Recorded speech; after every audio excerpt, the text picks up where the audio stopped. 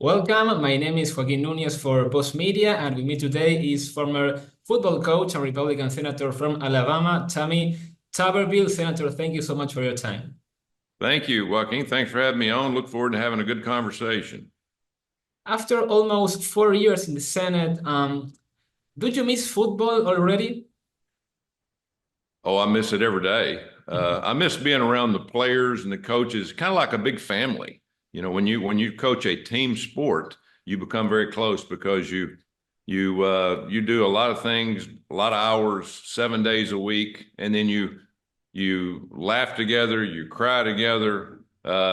You see people that improve. You see some people that don't improve. There's a lot of good things goes on in sports. I really miss game day, but now I'm up here in Washington D.C. trying to help the American people and people all over the world, all of our allies. And since you arrived at the Senate, what has surprised you the most for good, and what has disappointed you the most of Washington, D.C.? Well, you got to remember too, I'm a Republican, I'm conservative, and I've been here ever since I've been in the Senate. I've been on the short end of the stick when it comes to being in the minority as compared to the Democrats being in the majority. And when you have a majority in the Senate, you pretty much control everything. I just been disappointed that as Republicans, we haven't been able to do anything for the American people. Been very hard to stop a lot of the bad things going on that the Democrats have been supporting.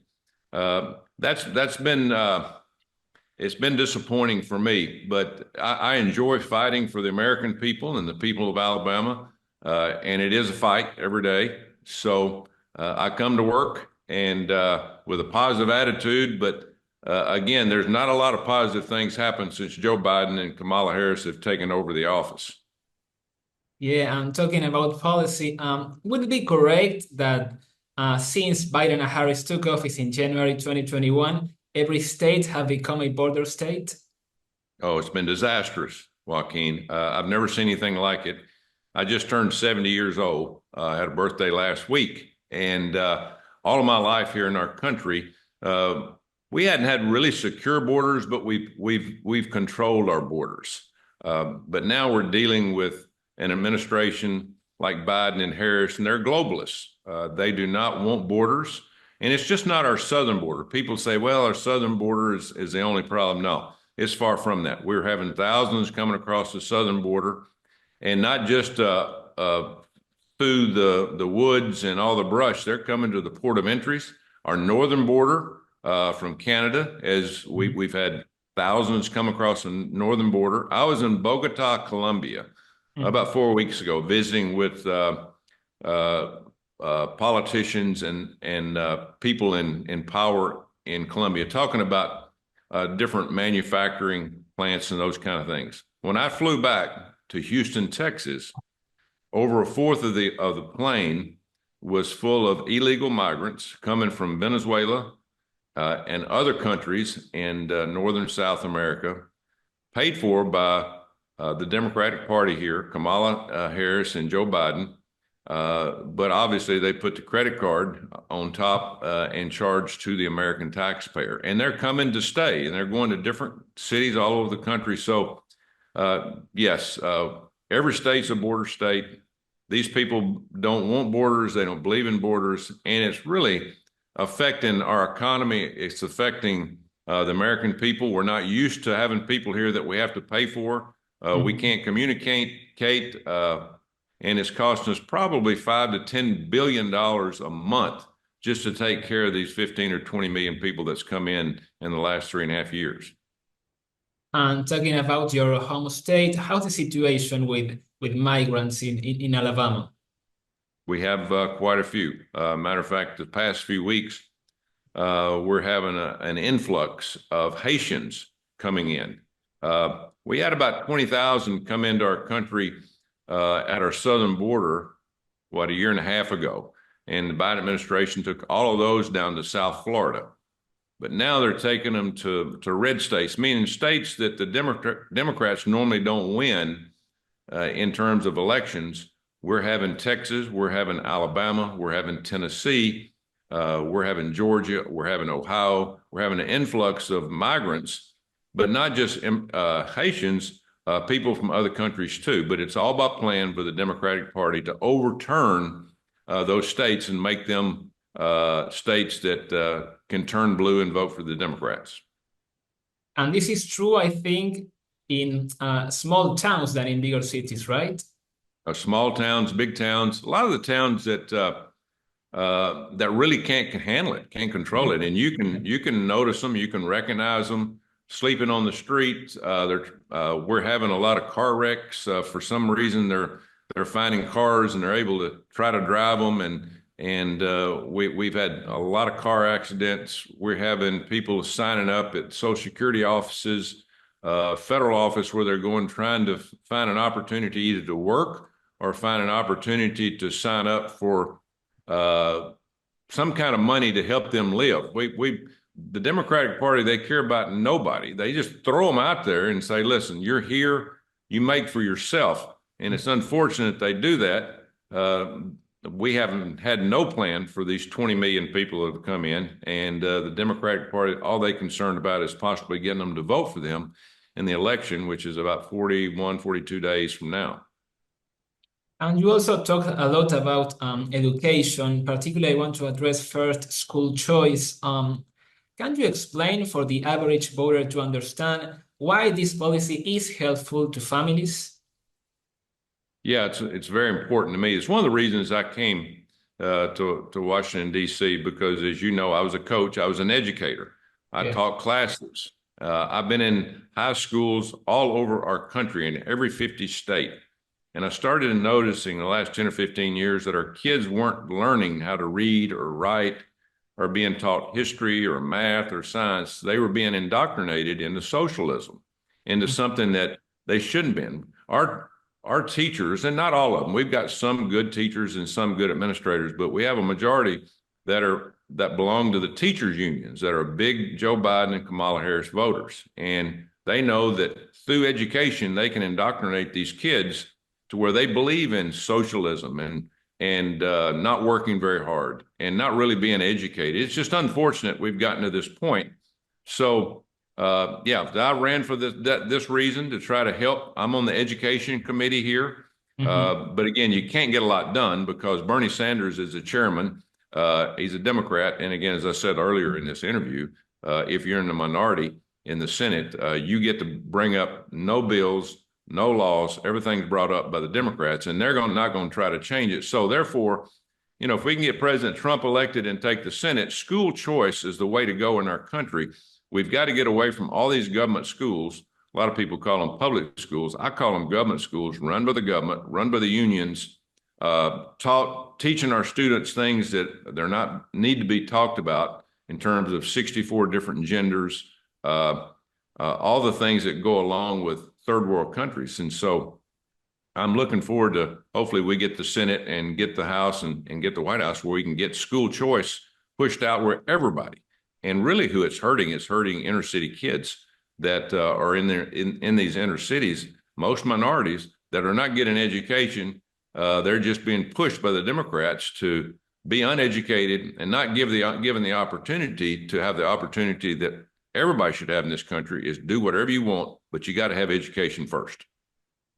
Yeah, last year, former Secretary of State Mike Pompeo said that, and I'm quoting him here, that Randy Weingarten, the president of the American Federation of Teachers, was the most dangerous person in America. Would you agree with that statement?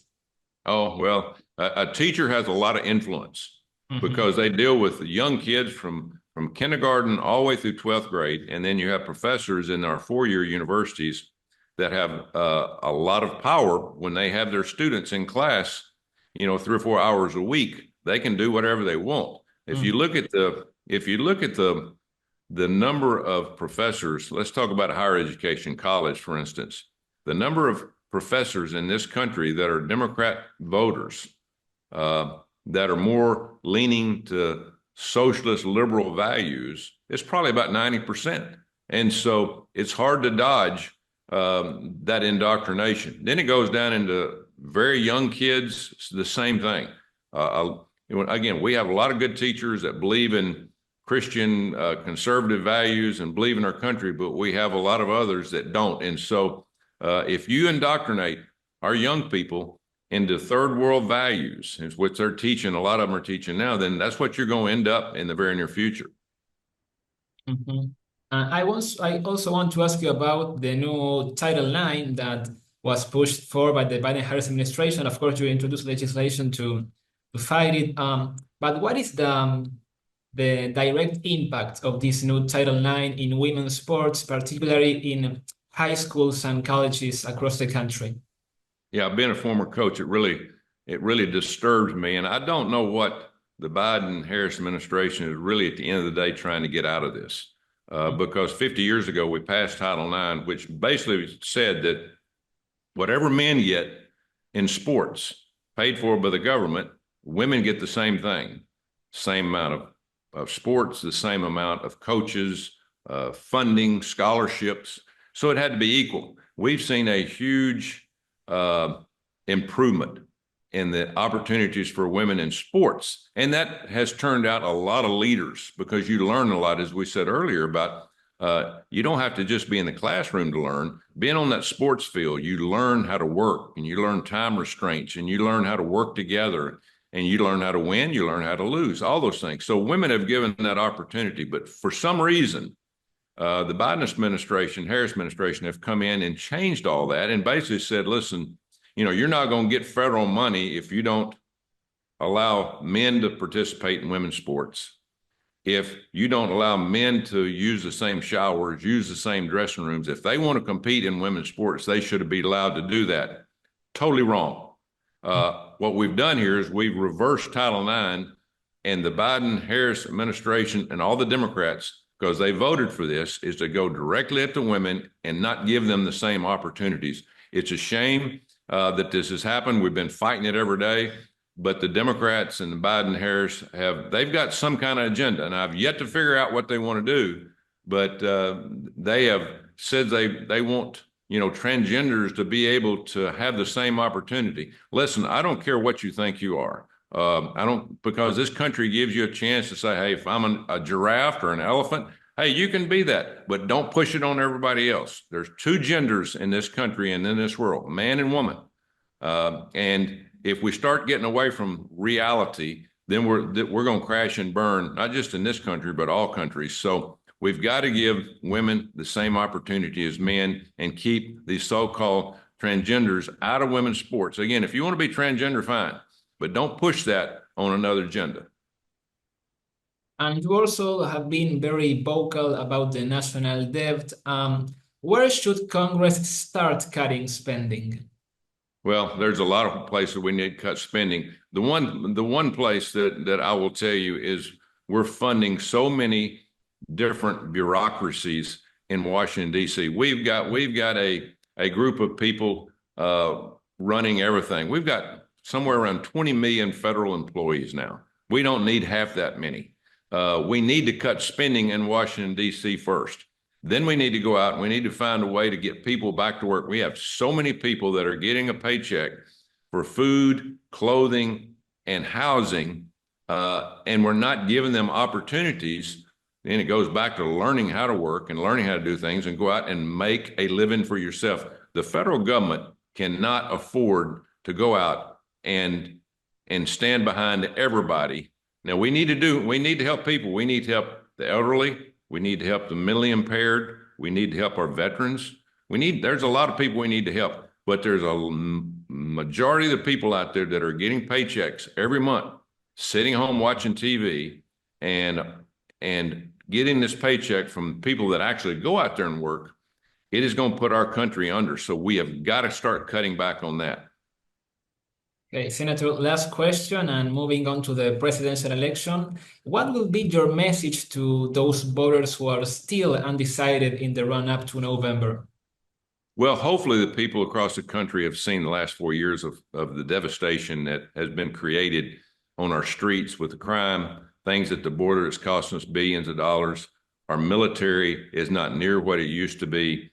Going back to education, all the basic things that are happening in this country have taken many, many steps backwards instead of forwards. We can't allow that to happen. We spend almost $5 trillion a year in taxpayer money too. Or that much money is sent here from taxpayers, 5 trillion, but we spend 7 to 8 trillion. We can't continue to do that. Because if we continue to do that, this country is going to go bankrupt, which we already are, but we've got to find a way to build back. President Trump and I've got to know him quite well. Mhm. His plan is to get manufacturing back into our country. We don't make many things anymore. We found that out during COVID. We've got to get manufacturing back in the country. We got to get our farmers back where they can make a profit off their crops. Quit taking so many things from foreign countries until the people here first have an opportunity to make a living, whether it's working in a plant, whether it's working in manufacturing, welding, electricians, plumbers, or farming. And so we've got to get people back to work. Okay. Senator, thank you so much for being with us today. Joaquin, thank you very much and good luck to you.